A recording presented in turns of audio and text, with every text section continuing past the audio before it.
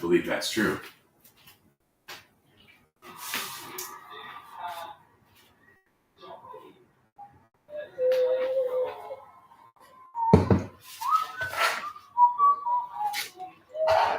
Why do I have paper towels as a coaster when I have a coaster? Coaster with the moster. Perfect. Wow. We find ourselves here again. Good morning, John. How's life? That's a great question. I think I'm all right, thanks. How about you? I woke up with a real cranky back today, but I've stretched it out, and I think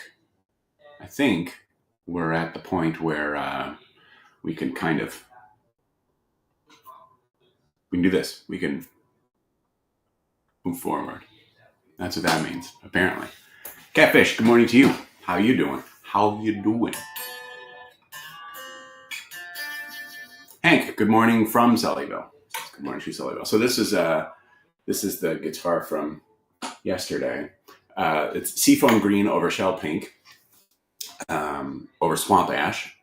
Swamp ash? You don't do that on 622s. Unless I do.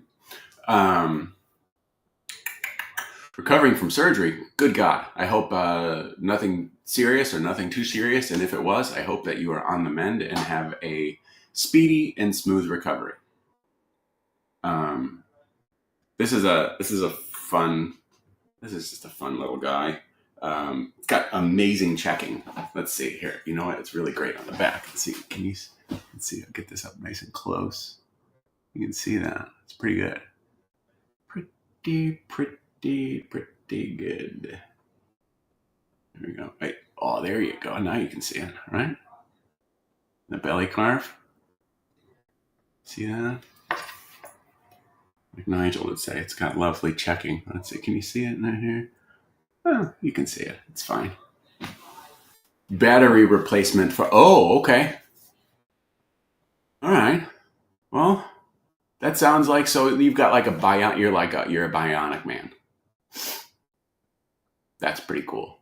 I hope that it's easy. I imagine it's an easy process for talented people that are trained in that sort of thing, as opposed to me reading like IKEA directions, figuring it out. Honey, I need a 9-volt. Yeah. Boy, are aged or sullied finishes really polarizing, which is, I mean, it's okay. I responded to someone's, I don't understand why people like these. I'll just drag it behind it. I'm like, oh, and that's okay. But like I mean, you can read the comment. I think it was in the comment section for this that I posted for this picture, and it wasn't like no one was being mean, and I wasn't being mean in return. I understand why people don't care for them, but I've said this a bunch. You know, like it's like a movie set. You know, you could watch a show or something like that, and then you see like the behind the scenes footage, and you're like, oh man, that really looked like it was in a submarine, but it wasn't. It was a set, but it was convincing, and it looked like, and it kind of helped you get into that mindset, so you could enjoy what you were seeing. And I do look at and now that's okay. It went doink, and that is honest. That's honest wear, right? I mean, it happened. I didn't go. It just happened. One of the things that I enjoy about doing these, there is the set decoration side of it, and I know I've used that analogy a fair amount. There's a set decoration aspect of it where I just think it's neat. I remember the first aged finish. Oh, I don't remember which was first. There was two, and I think Stevie's Chicago flag trella was the first completed one, because I know that needed to be done for the Guitar Player magazine cover shoot. and that was in September of 2017. My God, that was so long ago.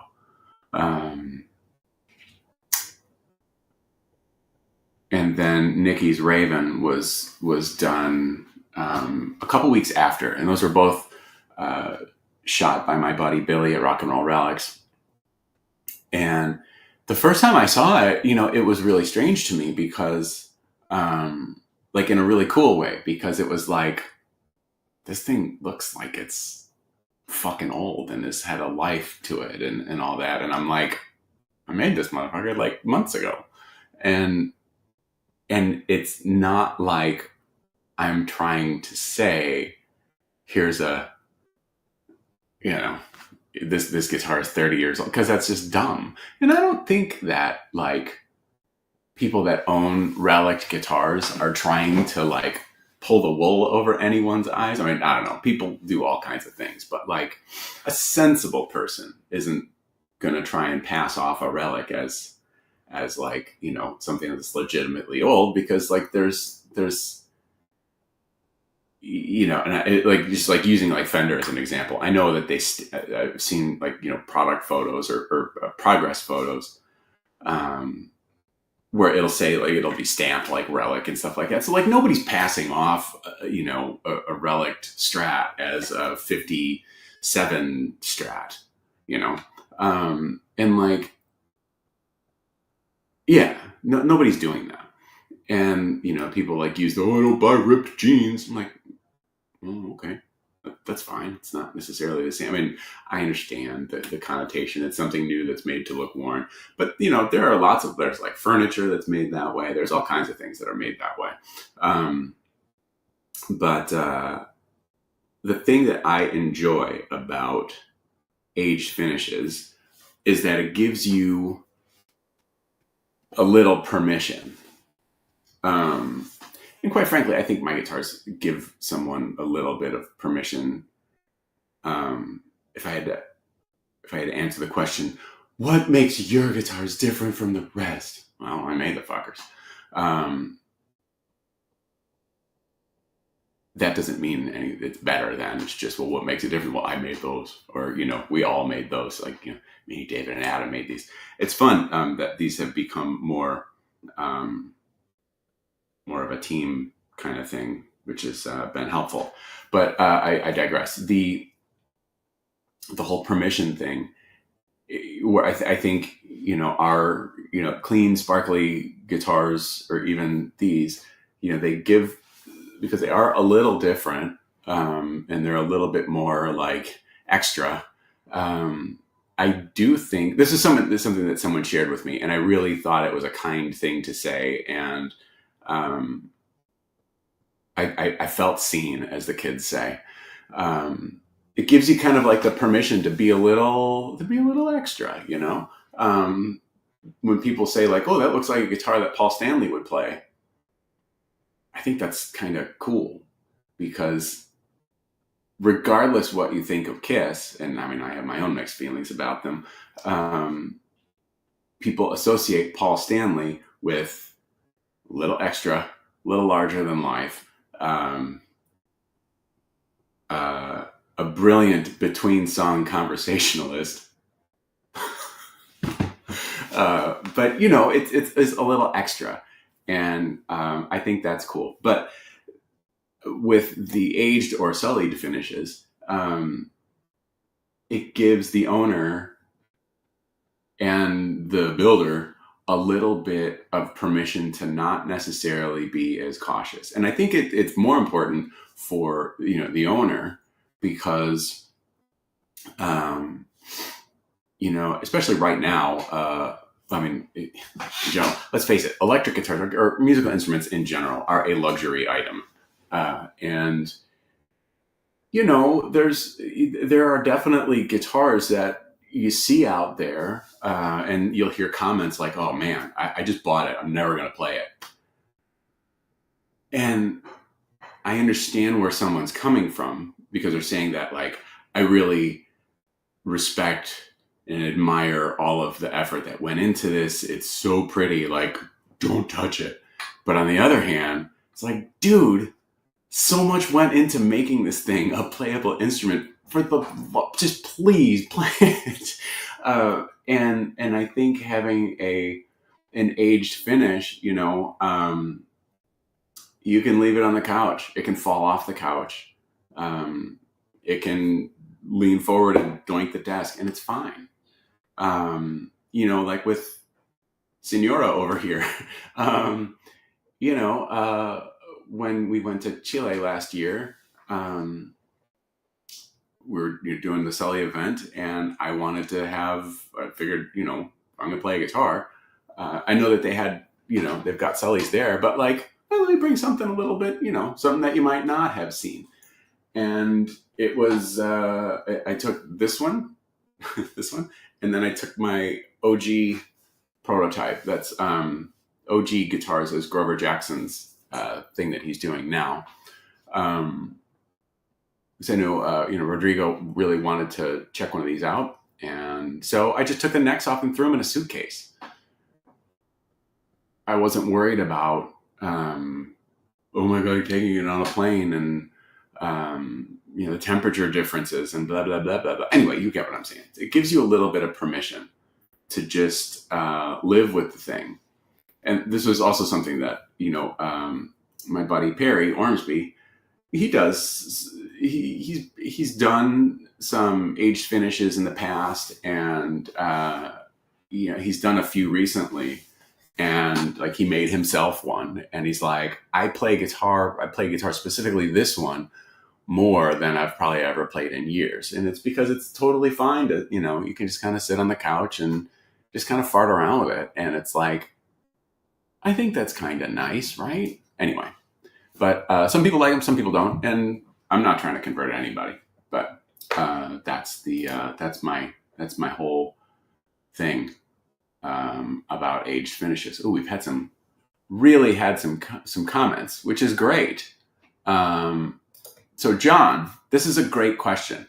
Are we doing any hardtail versions of 622s these days? So this is from the first batch of 622 FRs. And then, we've got a 622. I would make a terrible weather person, which is too bad because like I want to be like on a Spanish weather station. So I'm going to have to get the gesturing in the right spot. So that's a standard 622, which has a right there.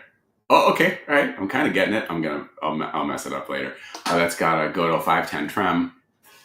This one's got Senor Floyd Rose. Are we going to do any hardtail versions? We haven't. It's possible that we might do a batch. I've noticed that so the hardtails seem a lot like lefties in that I would want to have committed buyers ready to go before I really spent the time to make them. That's not to say I don't think they'd sell. I do. I think that they would. But the 622s as they are, let's see, I did it. These over here, while they have a trim on them, they're usually, well, this one, oh, okay, so this one is set up to float and kind of, Jeff Beck style it. But usually they kind of come decked. And like, if somebody wanted, I'll put 5 springs on here. Cause like when I had a strap made for myself as a 16th birthday present, and it had like a stock strap trim on it. And I didn't want to use the bar. Like I never got the actual bar for the guitar. So it just has 5 springs. Now, is that the same as a hardtail version? Technically, yes. And it saves me some extra work. And I mean, let's face it, that's something we can all get behind, right?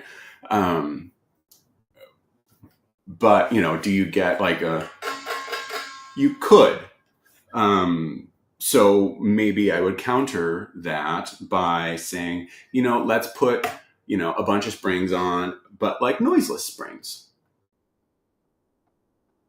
So like I would do that for somebody, like if they wanted to get in on one, like a 622 batch. So like doing a true hardtail version, it could happen. Is it something I'm putting focus into right now? No. But I would if there were, if there were like 5 people that said, we're in, if you do it, a traditional, like a straight up true hardtail version, then I would. But because I do believe strongly that deposits make things happen. Specifically, like I'll use like Evertune as an example. I've kind of I've gone through a process. Thanks for your question, John. And la la la la la la la la la la la la la la la la. What was I going to say? Oh crap! Evertune. That's right. I've always been kind of intrigued by them. Well, not all. Well, I've had some stages, like 5 stages of grief with Evertune bridges. I'm kidding. But at first, I remember at the first NAMM that we were at, somebody asked me if we were going to do an Evertune. I'm like, no. Like, how out of tune are you constantly? This isn't a guitar problem. This is a you problem. Tune your guitar. That's easy for me to say. A lot of people will say, well, use in the studio. Totally get it. Completely get it. But so then it's like the unknown. I don't know anything about it, blah, blah, blah. Haven't even played one with it. So then I did, and that one was set up to like not allow you to bend whatsoever. And that was really interesting to me because number one, it worked mostly. Like you would have to just bend the hell out of whatever note you're trying to bend. But like for those of you that have driven in the snow, like when you start to fishtail and then you kind of correct and you kind of, just kind of go like that. That's fun.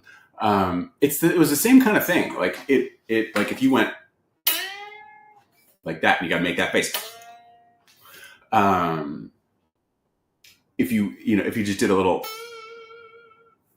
that was kind of within the realm of what I was going to handle. And granted, this could just be how it was set up or not set up. So this is just talking about my experience. Because we all want to hear about that. All right. You could, something like that, it would compensate and it wouldn't move. But if you, something like that, it kind of, once it gets out of that range where it's kind of like equalizing things out, then it's like, whoa, hey, push harder.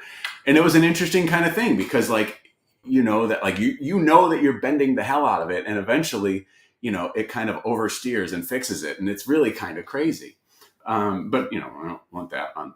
And then, so, Chef Brian Sau, he had one of his Conspiracy Series guitars. That was the first Sully with an Evertune on it. There are 2 in existence at this point. Aria Hurtado of Hoity Toity has the other. And both of those guitars were sent to Evertune. So like Chef B's, like I sent the guitar to Evertune. They did what they do, and then they sent it to Chef B. So I never saw that guitar. But Aria's, I sent it out and they, did the conversion and set it up and everything. And then they sent it back to me, and I needed to tweak it a little bit, because I put the wrong, string gauge on. So we had to, redo the intonation and everything like that. And I did have some struggle with it, and, watched a bunch of videos on how to set them up. And it was kind of getting us most of the way there, but it wasn't completely there. And thankfully I do know somebody who has experience with Evertunes, and he got it sorted. So that's great. But like I've been open to like doing them on a custom, but nobody had ordered one. And as I always like to say, deposits make things happen. Somebody ordered one. So it's like, put up or shut up, Sully. Now you gotta do the thing. So, what we will do is we will, we're going to make 2 bodies. I'm toying with the idea because there is one part of the, I've got all the CAD files to machine the bridge cavities.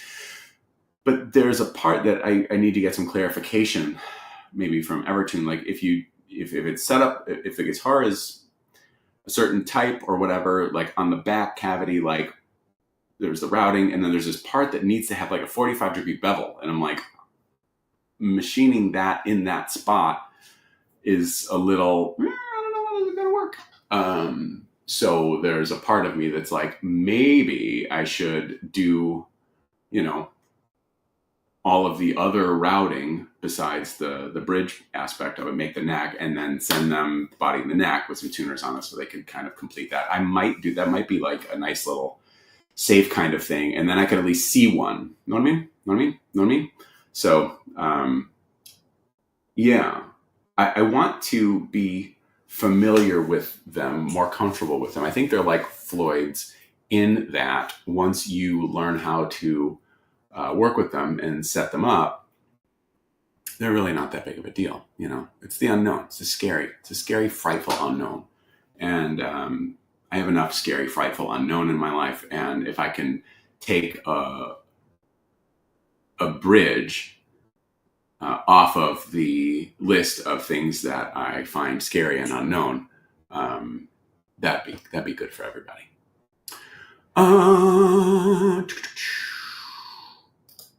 People buy distressed Levi's. Why is this any different? Yeah, talking about the age finishes. It's true. But then, like, people always like, well, I don't buy pre-ripped jeans. I'm like, well, they probably, right now, you don't really see a whole lot of whatever. Here we go. Some people buy ripped jeans. And see, now that, I think, and this kind of goes with what Bob was saying, faded jeans. There's a bunch of different types of washes and fades and stuff like that. That, I think, is a little bit more on the nose. Freedom Guitar says, yo. Hey, Freedom Guitar. What's up, girl? Oh, Joey says, hey. This isn't your guitar, but you saw your guitar earlier. Did you get to see the checking on your guitar? Screw it. You'll see it when you get it. Oh, wow. Okay, so this was when I was talking about Paul Stanley. That was my first show, 76 Destroyer Tour. Bet that was a good time. I send my buddy Billy, we will send pictures, like old Kiss concert photos, and we'll send them back and forth to each other when we see them on Instagram, because it's the one thing that, there's so many photos available now that you've never seen before. One of the things that I really enjoy seeing are like pictures of like the Kiss stage, maybe like before the concert, to where like the house lights are on, nobody's on the stage, there's not a crowd, and you can see what it is, you know what I mean? And we found some pictures that were like taken from the side of the stage, and like in the early tours, it was tiny, or there was a time when like the Kiss logo and lights was on the floor, and that looks dope. But it's cool to see that stuff. Yeah, especially like the first tours for the tours for the first few albums, when they were just young and hungry. It's good stuff. Where were you growing up in Chicagoland area? Moved around a fair amount as a young Sully. Damn broken families. But I lived in, let's see. I've lived in Clarendon Hills, Westmont, Downers Grove, Bloomingdale, Glendale Heights, Lombard, Wheaton, Carroll Stream. I said Bloomingdale, Glendale Heights. Okay, yeah, Carroll Stream. Bartlett. Yeah. So like DuPage County. Yeah. Not worried about digs from a gig on a relic. Yeah, that's true. Like a vintage show car, drive the fuck. See, now that, okay, so like, help me out here. So when I, dream about, Mrs. Sully and I dream about winning the Powerball. And you know, like, what do you do? What are you gonna do? And you know, me, I think I'm like, well, I would probably get a few like rad cars.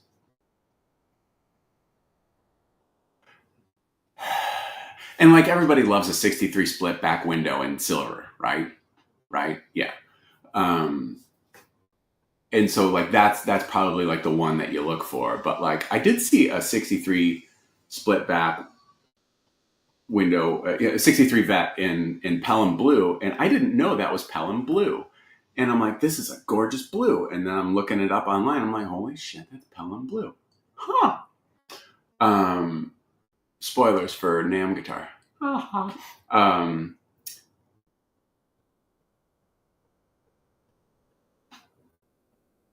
so if I got like a 63 vet, I mean, I would of course want to drive it, but I would be kind of like Cameron's dad in Ferris Bueller's Day Off about the whole thing.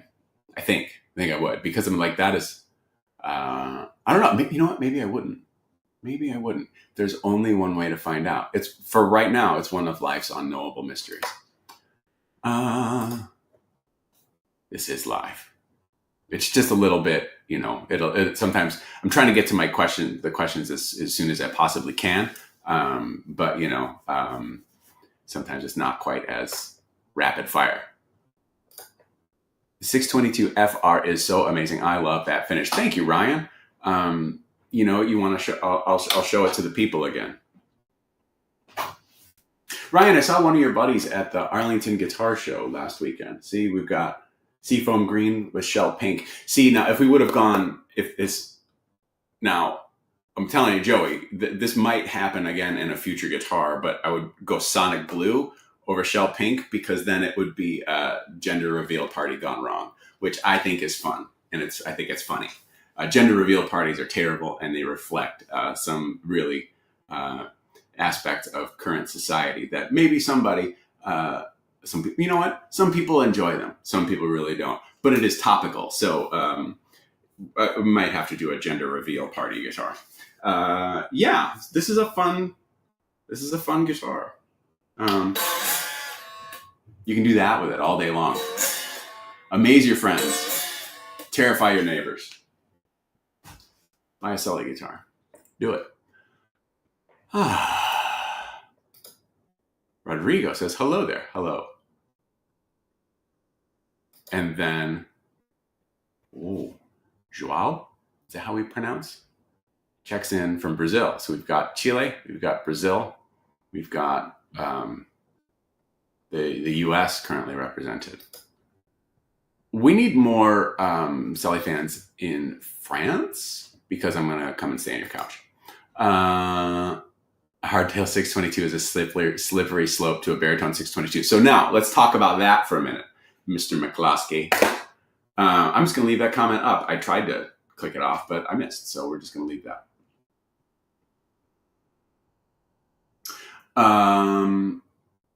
So really, I would just need to make a conversion neck. And you know, for you, I would do that. And then your other stuff is moving along, which is fun. Yes, I agree about the stage. Oh, like you're talking about the old Kiss shows and stuff? John had all the Kiss trading cards. I have one. Like I was still pretty young, and like, you know, I didn't really have money, but I had some Kiss records. I remember my babysitter gave me some Kiss records. That is some good babysitting. She gave me Dress to Kill and Rock and Roll Over. But I remember Dress to Kill, it didn't actually, I don't think it had the record in it. It just was like the sleeve. Okay.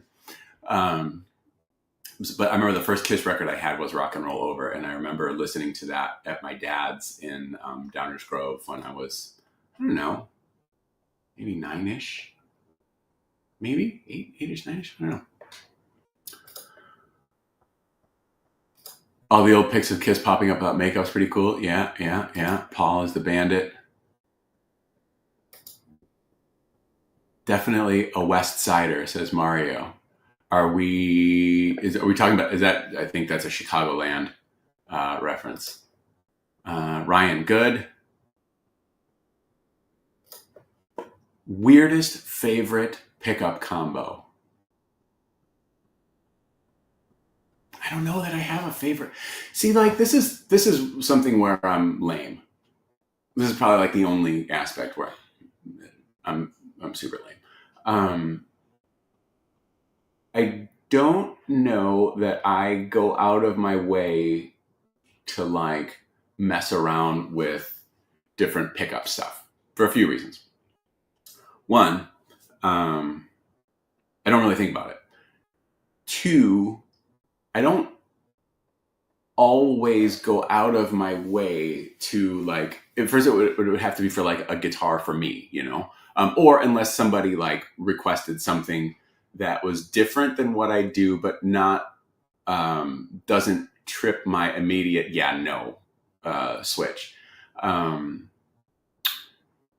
which that happens.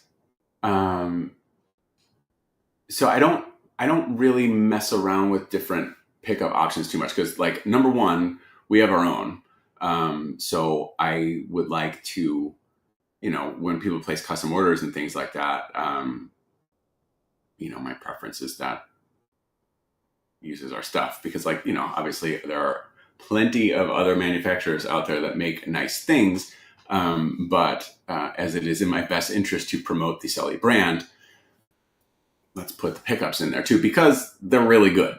And there are certain pickups that are super popular right now, or just super popular. Um, the guitar industry is the fashion business, right? And there's new and cool and like, oh my god, this new pickup is amazing. Like, remember when like EMGs were like the be all end all, and now somehow EMGs are terrible. EMG has not changed a thing. I mean, you know what I mean? Like they didn't all of a sudden start making terrible pickups. It's just something new came along. Like to me, one thing that I find very surprising is that like the Duncan Invader, people like those things. I think they sound terrible, but that's me. But like, so going back to the EMG thing, I didn't have a whole lot of experience with them. And then I remember someone gave me an EMG 81 to try out. This is about 20 plus, no, this is 20 plus years ago. This is before I moved down here. And I put it in the guitar. I was super stoked. I remember the guitar. I put it in and I plugged it into an amp, and immediately I'm like, oh, so that's how you get the sound. That's how you get like the Zakk Wylde sound, and that is how like so. And that's not this is not like it's not an opinion, but like that's that sound. Like that's where the harmonics, that's where the tone of the timbre of the harmonics come from, the color of the sound. And like I remember the first Vinnie Vincent Invasion record. Can we talk about that record for a minute? We can all stipulate that the solos on that record are not very musical. Let's just set that aside. If you can find that Vinnie Vincent Invasion album, okay, and like the lyrics are super cheesy. Yes, let's set that aside for a minute. But listen to it. The production on that record is outstanding, especially like with the like the backup vocals. Like listen to the backup vocals on like No Substitute. Holy crap. It's really impressive. I need to find out who produced that record because they did a solid job. But that like that sound, here, I'm gonna see if I remember it. There we go. That is like EMG 81. I'm like, okay, so that's what that sounds like. I liked, there were some EMG single coils that I've heard that I like, because I'm like, I didn't really like the 81. I mean, it just wasn't for me. And it was like, I can't sound like anybody other than Zakk Wylde and Vinnie Vincent. And, I don't have the skill of those two. So this is just going to bum me out. But like, David Gilmour was like an EMG guy. And I'm like, okay, well, I don't think anyone is ever going to say that David Gilmour sounds anything other than fantastic. So like, he's got to, he's got to be a smart guy. And then, so that was kind of like my experience with EMGs. It was kind of like, man, they're not for me. Any like EMG bass pickups I've played, really enjoyed them. Nobody cares about this, but, and that was kind of it. And then somebody had requested a custom, gosh, this was years and years and years and years and years and years and years ago, that and they wanted the James Hetfield set of EMGs. And I was kind of like, okay, put him in. And I was really surprised because it wasn't like, it didn't have this stamp of like, this is an EMG. You know what I mean? It just sounded like an electric guitar. It didn't sound like,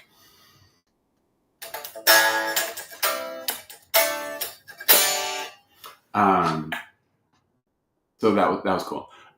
There are some other pickups that are very popular now that I'm not a fan of, but I'm making, it's not my guitar, and if that particular thing is going to make that person happy, then we'll do it. Started messing around with sustainers. Need a little bit more experience with that because once it started to smoke, I was out. Okay, that's that. What else? Okay, the Marty Friedman EMG passive set is awesome. I believe you, Jim. I like that VVI album. It's good. It's good. It is good. I mean, again, yeah. I mean, I have a feeling that most of that record would have been I imagine that most of that record were songs that were written for Kiss, because a lot of it sounds, you could hear this as a Kiss song, especially like, non-makeup era, the part that Vinny was active in, and maybe that shows how much of an impact he had on their writing at that time. Because like a lot of the songs on that record really sound to me like Lick It Up era Kiss.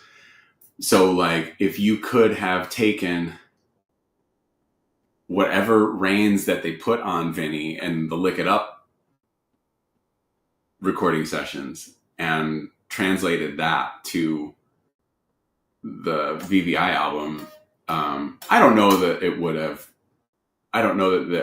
the band would have been any more or less successful, but I think that the album would have stood up would have held up a little better over time as a whole.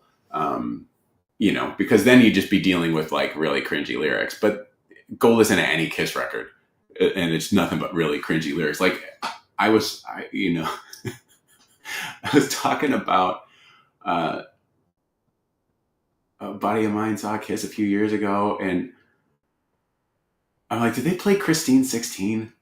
He's like, yes. And I'm like, gross. Like some of these things. And I understand that all of those songs were written in a time when, I don't know, it's a different, I'm a different person. I'm an older person. I'm 138 years old, which is, I only look 150. So that's okay. But like, how do you play it and not just go, oh, okay, we're going to get through this. You've got such a catalog. You could drop Christine 16. But then again, yeah, that's my thought about that. So like, Kiss has a lot of super, super cringy stuff, and then like, if you listen to like 80s, like 80s Kiss songs that like Gene sang on. So like, Lick It Up, Animalize. I really like the Animalize album.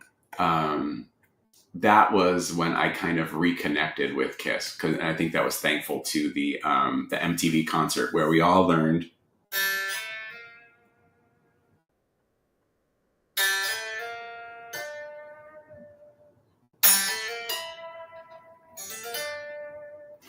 Um, but if you listen to like the Gene songs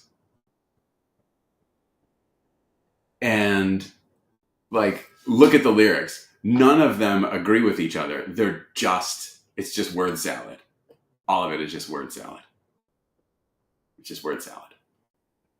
Granted, Gene was checked out in the 80s, and Paul really kept the welcome to Kiss Chat. Paul really kept the band going. But yeah, like lyrically, a lot of those Gene songs are just awful. But anyway.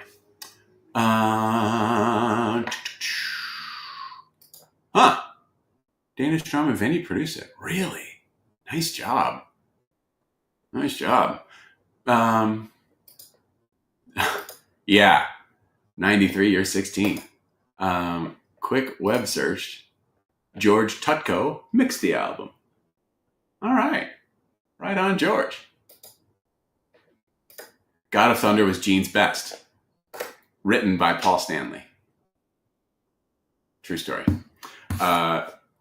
I do have the Kiss box set. You know, I just happen to have it. Right here. Anybody want this? I was so excited to have this. I have let's do a 25-year-old or 20-plus-year-old unboxing of the Kiss box set, shall we? Hey guys, like and hit that smash button or whatever that button is. So we've got the definitive Kiss collection. All the discs. Here it is. All the pleasures and treasures of 30 years of doing it our way. This box set is a culmination of our belief in us, your belief in us, and most importantly, our belief in you. By being uncompromising in your thoughts, opinions, and dedication, you are the cornerstone in Kisstory. I'm Paul Stanley for the Kiss box set. You got a book. My home is filled with leather-bound books. It smells of rich mahogany. In true Kiss fashion, the official merchandise catalog. When they reunited, I went apeshit and bought a lot of stuff that I have since got rid of. So we've got the book. Does it have writing credits in here? Because I know, it does. The God of Thunder on here is the demo. And it's faster. And it's got like a disco beat to it, like 16ths on the hi-hat. Let's see. I'm looking. God of Thunder. Okay, it's on disc 2. I'm not going to play this song, so like, why are we doing this? Disc 2. Ooh. This book still smells new. We got Come On, Love Me, Cold Gin. Watching You is a rad song. Meow, meow, meow. Meow, meow, meow, meow, meow, meow, meow, meow, meow, meow. God of Thunder, demo version, written by Paul Stanley. On this demo, Paul Stanley played rhythm and lead guitar, bass guitar, lead vocals. Gene Simmons, some vocals. J.R. Smalling, drums. And then Paul goes on to talk about this. I recorded the God of Thunder demo at Magna Graphic Studio in New York. Originally, the song was a much more up-tempo, and the lyric idea was singing about me. I'm the God of Thunder of rock and roll. In mythology, there was a God of rain, a God of the ocean, and all these gods had domain over particular areas. I saw myself as the rock and roll God of Thunder. This is from Paul.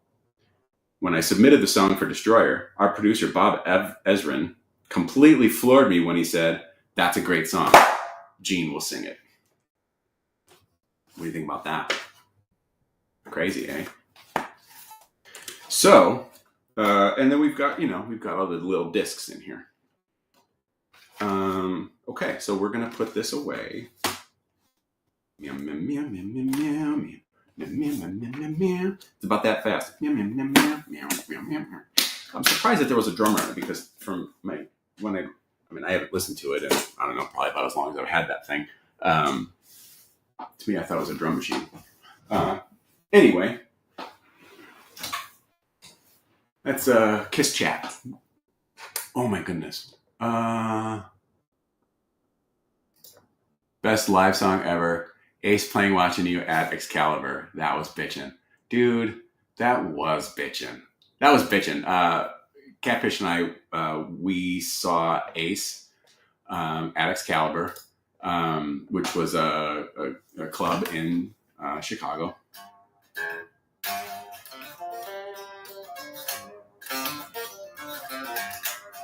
And so this was 95. So this was just before they reunited. And I mean, I've got the ticket somewhere. I want to say it was like late summer of 95. And was the Unplugged show was Halloween in 95. So they must have recorded, and I don't remember, or maybe I never even knew when they actually did the Unplugged concert. But I remember it came out on Halloween, and I thought that was 95. And then they announced the tour, and that was 96, 97. So this was all kind of just before all of this got, back in the works. And so it was Ace's band. Was Richie Scarlett in the band with him for that one? I think he was. And the bass player was Carl Corcoran. Drummer, what was his name? I don't remember. He was in a band called Riot. I think it was Riot. I forget it. Sandy Slavin? No, well, Sandy Slavin was a guy that played drums. I don't know if that was. It's fine. And I had just gotten like my Ace tattoo. Like the first part of it on this side, I got when I was like 18, and it was kind of black and white.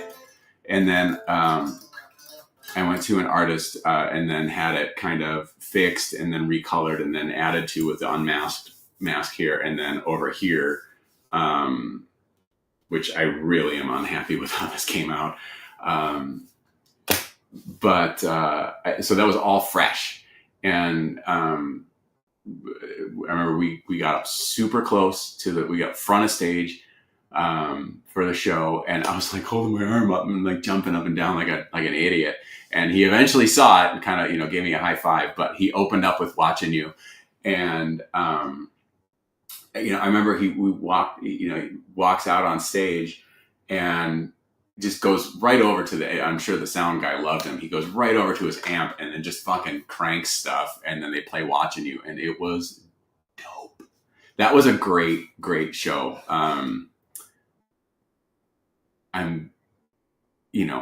I'm sure it's better in my memory and the experience than it is in reality, but like, who cares? I'm not looking for like a bootleg of it, but yeah, that was the best. That was the best.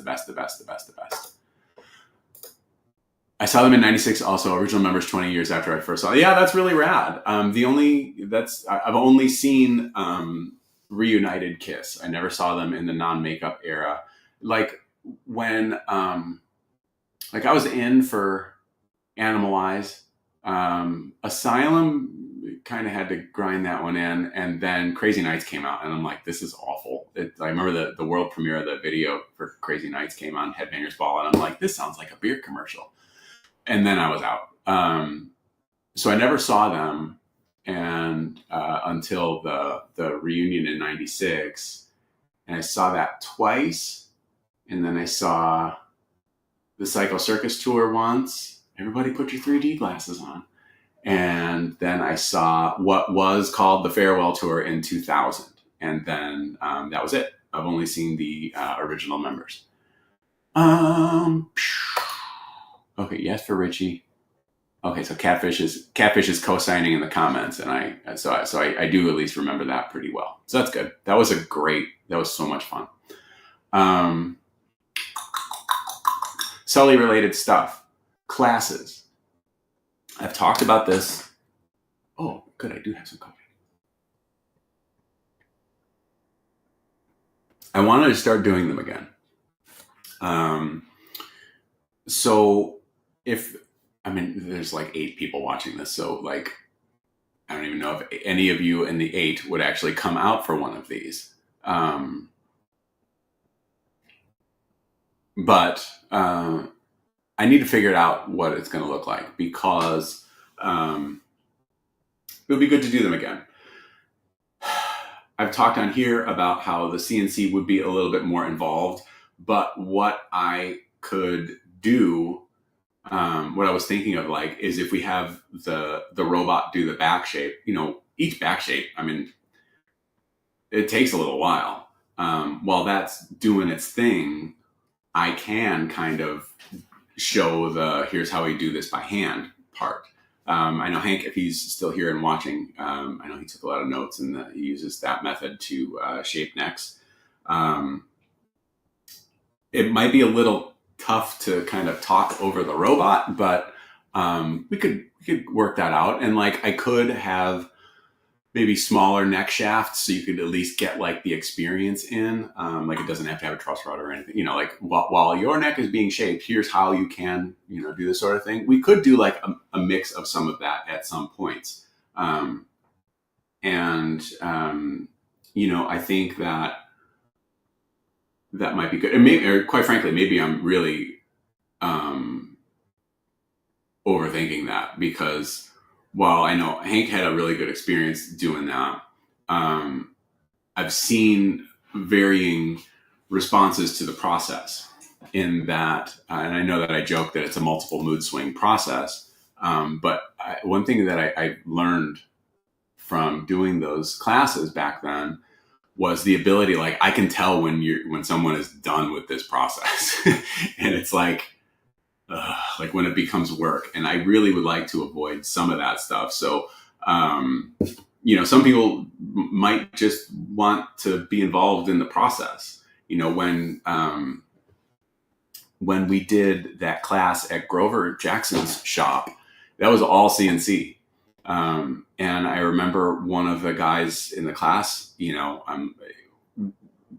his guitar still needed some CAD work, and that wasn't done in time. And so I was very apologetic, because, Grover was working on the CAD at the time. And I'm like, no, dude, I'm really sorry, we're not moving super forward on yours. Like, he had his fretboard done, but like, that was kind of it. And he's like, no, it's cool, man. I like watching the robot work. I'm like, oh, okay. And like, I know that like yesterday I was making a Revolution body for this really old ass order that someone has been really, really kind about. And I was making this Revolution body, and there are aspects of, David was working on getting this 92 neck sanded, and he needed me to check something or something, I don't remember. But like, David likes to watch the robot do its thing. So like, that is a thing. So maybe I'm just kind of overthinking it. Time check. Thank you. We've got 6 minutes left. John, I did not sell the green Concorde with the E.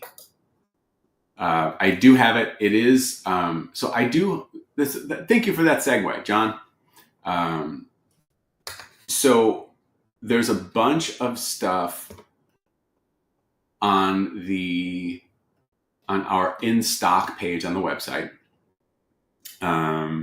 There are things that are on there, there are things that I have that are not on there yet, because they were things that we finished or received just before we did the Arlington Guitar Show last week.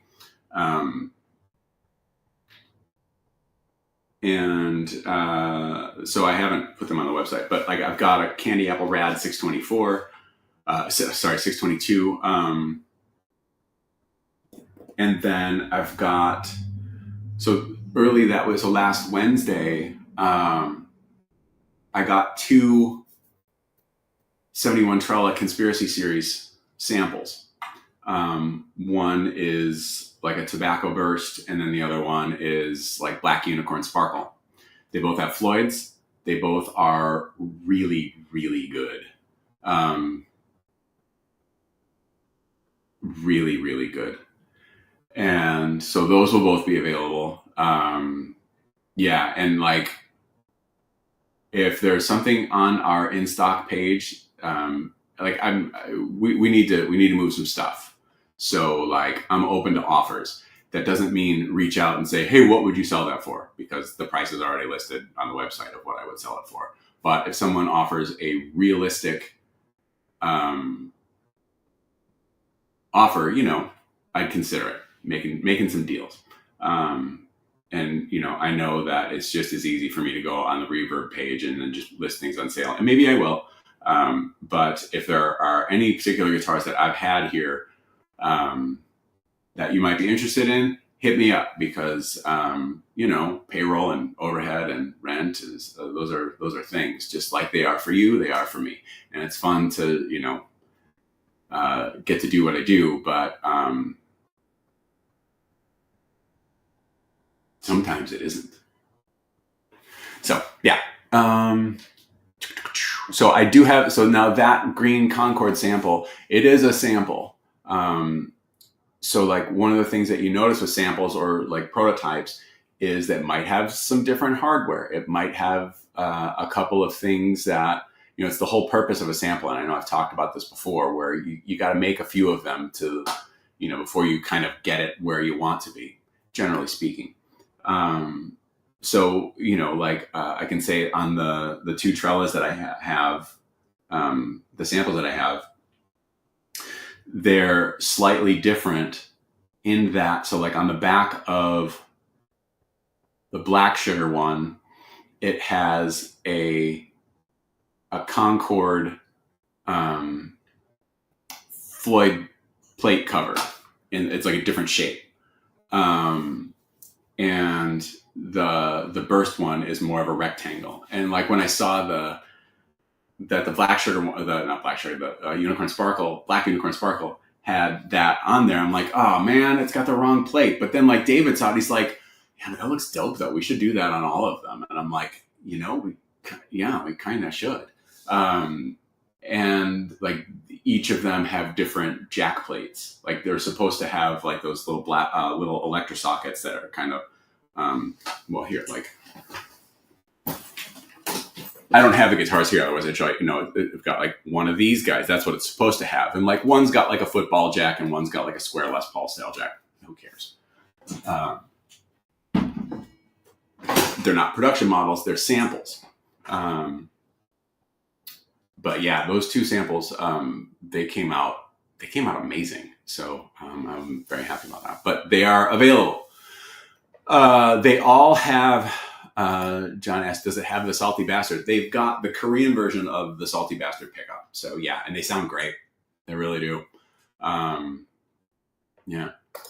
The two CS Trellas look great. They do. I really like them. So that's good. Catfish had to go.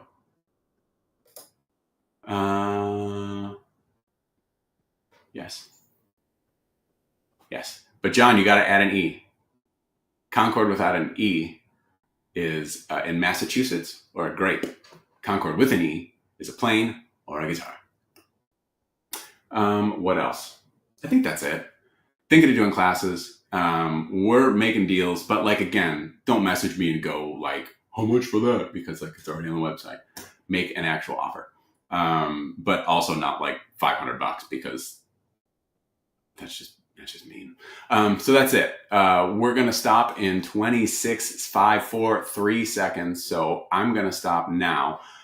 I hope you guys have a lovely weekend. We're going to go mattress shopping. Jealous.